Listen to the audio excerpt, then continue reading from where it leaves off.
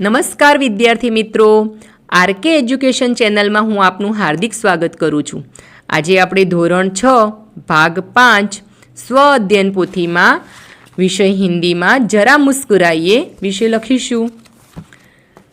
तो प्रश्न नंबर 1 છે, सामायिकों अखबारों में से चुटकुले पढ़िए और उन्हें काटकर नीचे दिए गए बॉक्स में चिपकाइए। तो विद्यार्थी मित्रों, અહીં આપણને 4 બોક્સ આપ્યા છે, તેમાં મેં લખ્યા છે એ પ્રમાણે પણ તમે લખી શકો છો, અથવા તમને નવા ચુટકુલા આવડતા હોય તો એ પણ તમે લખી શકો છો। પહેલું જોઈએ, રામ કહે છે, मैंने साबुन से अपना शर्ट धोया और अब मुझे वह छोटा हो गया है। तो श्याम कह रहा है, तुम भी उसी साबुन से नहा लो, फिर वह शर्ट तुम्हें फिर हो जाएगा। मास्टर जी, कॉपी छुपा लो, पीछे वाला देख रहा है। पप्पू, देखने दो सर, मैं अकेला फेल नहीं होना चाहता। पापा, आज की टेस्ट में तुम्हारे कितने नंबर आए? छोटू, मोटू से 20 नंबर कम। पापा कहे छे, अच्छा मोटू के कितने नंबर आए? छोटू ने कहा 20 नंबर। टीचर, इतने दिन कहाँ थे, स्कूल क्यों नहीं आए? बोलू, मैम मुझे बर्ड फ्लू हो गया था। टीचर, पर ये तो पक्षियों को होता है, इंसानों को नहीं। बोलू ने कहा, आप अपने इंसान समझा ही कहा, रोज तो मुर्गा बनाती हो। प्रश्न नंबर 2, स्कैन करके मज़ेदार चुटकुले सुनिए और पसंद आया हुआ एक चुटकुला लिखिए।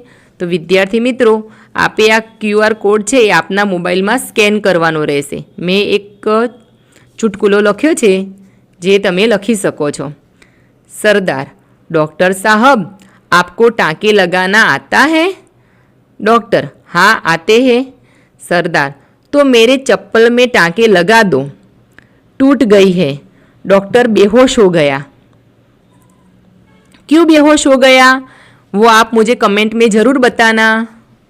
प्रश्न नंबर 3, ठहाका मारकर हंसो और 100 साल जियो, कैसे? इस विषय पर कक्षा में हुई चर्चा के आधार पर 8-10 वाक्य लिखिए। तो शिक्षक, रमेश, ठहाका मारकर हंसना किसे कहते हैं? रमेश, गुरुजी, खूब जोर जोर से हंसने को ठहाका मारकर हंसना कहते हैं। मधुर, इसे अट्टहास भी कहते हैं। शिक्षक, मधुर, क्या तुमने किसी को ठहाका मारकर हंसते हुए देखा है? मधुर, गुरुजी, मेरे दादाजी तो रोज ही ठहाके लगाते हैं। शिक्षक, उनकी उम्र क्या है? मधुर, गुरुजी, वे 85 वर्ष के हैं और बिल्कुल स्वस्थ है, वे कोई कसरत भी नहीं करते।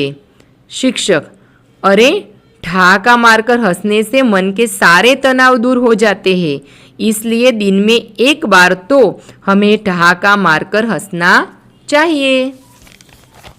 प्रश्न नंबर 4, उदाहरण के अनुसार शब्दों का 4-4 वाक्य में प्रयोग कीजिए।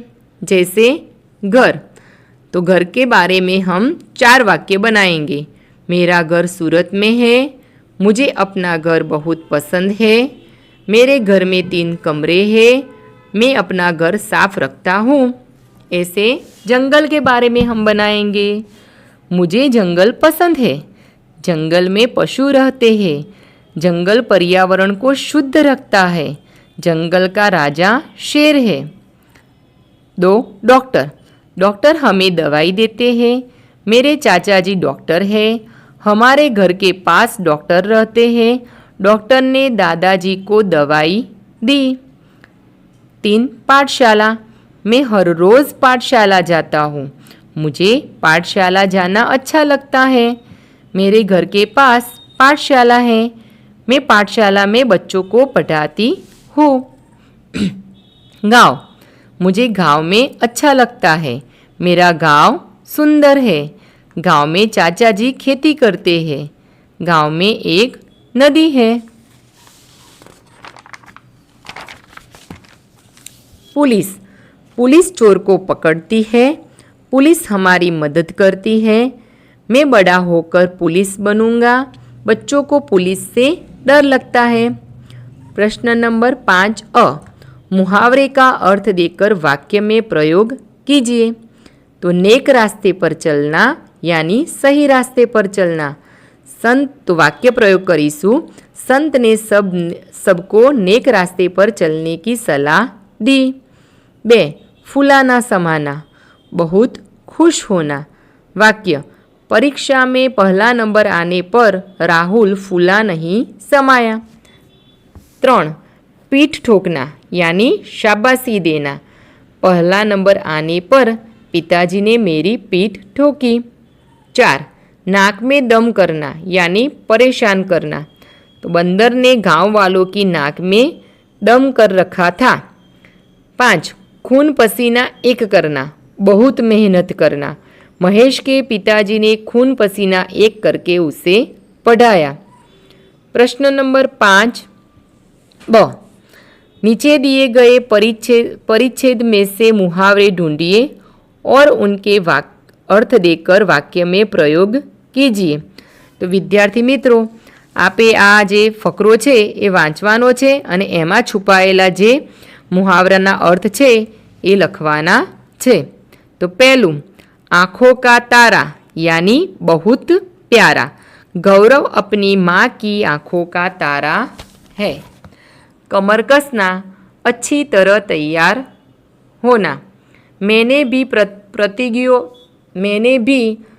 प्रतियोगिता में जीतने के लिए कमर कस ली। 3 ईद का चांद होना, बहुत दिन बाद मिलना।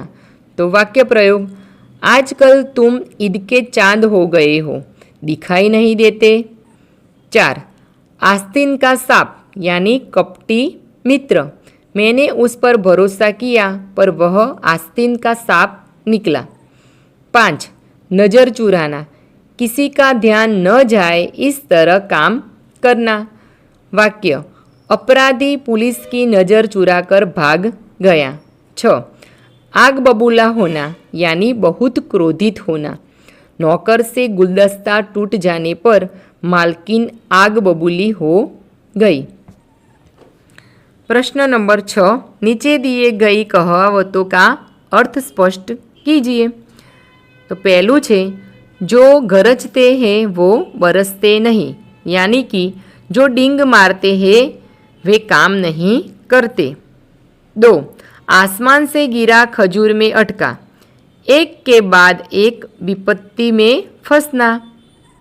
3 जैसी करनी वैसी भरनी, जो जैसा करते हैं उसे उसी के अनुसार फल भुगतना पड़ता है। 4 अक्ल बड़ी या भैंस, शरीर बड़ा होने की अपेक्षा अक्ल बड़ी होती है। 5 आए थे हरि भजन को, ओटन लगे कपास, अच्छा काम छोड़कर महत्वहीन काम से लग जाना। प्रश्न नंबर 7, रेखांकित शब्दों के लिंग बदलकर वाक्य फिर से लिखिए। तो અહીં આપણે વિદ્યાર્થી મિત્રો સ્ત્રીલિંગ પુલ્લિંગમાં ફેરફાર કરીશું। 1 મેરે દાદાજી યાત્રા પર ગયે હે, તો દાદાજીની જગ્યાએ આપણે દાદીજી લખીશું। મેરી દાદીજી યાત્રા પર ગઈ है। 2 एक आदमी ने मुझसे कहा, तो एक औरत ने मुझसे कहा। 3 लेखक कहानी लिख रहा है, लेखिका कहानी लिख रही है। 4 मेरी मालकिन का स्वभाव बहुत अच्छा है, तो मेरे मालिक का स्वभाव बहुत अच्छा है। 5 बारिश को देखकर मोर नाचने लगा, तो बारिश को देखकर मोरनी नाचने लगी। 6 जंगल में शेर दहाड़ रहा है, जंगल में शेरनी दहाड़ रही है। शेठ दुकान में बैठे हैं, तो शेठानी दुकान में बैठी है। 8 अध्यापक पढ़ रहे हैं, अध्यापिका पढ़ रही है। 9 पंडित रामायण सुनने लगे, તો પંડિતની જગ્યાએ આપણે पंडिताइन रामायण सुनने लगी। 10 लड़का दुकान के पास खड़ा है, तो लड़की दुकान के पास खड़ी है। इतना कीजिए, नीचे दिए गए हास्य कलाकारों को जानिए। तो शाहबुद्दीन राठौड़। विद्यार्थी मित्रों, तमने शाहबुद्दीन राठौड़नो एक गुजराती में पाठ आवे छे, जे आपने याद होय तो आप कमेंट में मने जरूर जणावशो। बहुत सरस मजानो पाठ आवतो हतो। बीजा छे कपिल शर्मा, द कपिल शर्मा शो, खूब सरस कॉमेडी शो आवे छे। राजू श्रीवास्तव, आ राजू श्रीवास्तव छे ए पण खूब हास्य कलाकार हता, पण ए अत्यारे आपणी वच्चे हयात नथी। साईराम दवे, पछी परेश रावल। आ परेश रावल छे ए आपणा गांधीनगर जिल्लाना पलियड गामना छे। अने जॉनी लीवर। मुखौटों को देखकर उनके हाव भाव समझिए। तो जे आ इमोजीज छे एना तमारे हाव भाव जोवाना छे अने मने कमेंट में कहेवाना छे। कमेंट करवानुं भूलता नहीं मित्रों। तो आ साथे आपणे आ पाठ आपणो अहीं समाप्त करीए छीए। आशा राखुं छुं के आ तमने खूब उपयोगी निवड़शे। तो आपने आ विडियो उपयोगी थयो होय तो विडियोने लाइक करो, चेनल ने सब्सक्राइब करो अने शेर करवानुं भूलता नहीं मित्रों। अस्तु। जय हिंद, जय भारत।